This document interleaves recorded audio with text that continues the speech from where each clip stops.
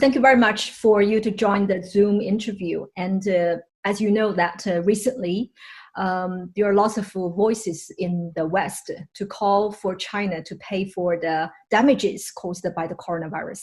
So what's your opinion?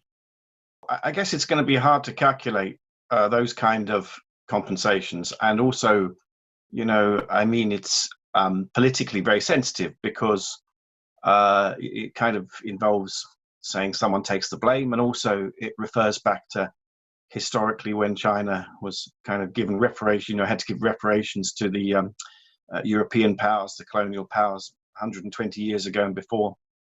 I think what would be more sensible is to acknowledge that at the moment there's a colossal shared economic crisis, and the only way I can see us getting out of this together is having better economic relations, because I think that's in everyone's interest. We have obviously significant differences elsewhere, but we do need to work together to at least restore some levels of growth. So I think talking about reparations and compensation is the wrong kind of language, but there is a shared responsibility.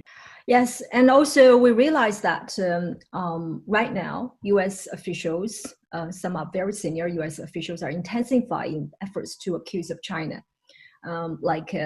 Some senators are asking to freeze China's debt, U.S. debt, and some are asking for China to pay for the damages, and they also insist to investigate the origin of the virus or attacking that the virus come from the Wuhan's lab.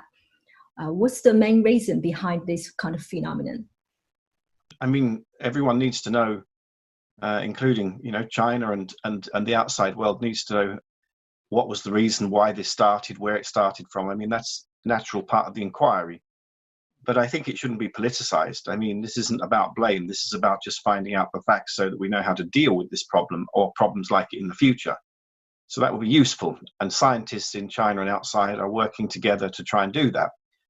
But I think obviously the United States and China now have very serious problems, and those problems predate the virus. They predate, they predate even Trump in some ways, but certainly under Trump they've intensified. So, for many politicians in the United States, particularly in the Republican Party, this is an opportunity to continue that conflict, but in another way. There's also, I think, another issue, which is that, of course, politicians, particularly in multi-party systems, are going to have to find someone to blame. For sure, they can't take the whole blame for themselves. No one's completely to blame for this, right? It's a shared problem. But also, certain politicians will be saying it's not my fault, it's someone else's fault, and especially if there's going to be an election coming. So that's true in America. There's the November election.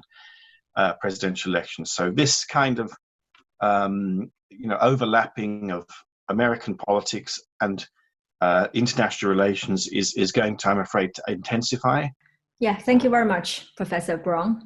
Thank you for your time.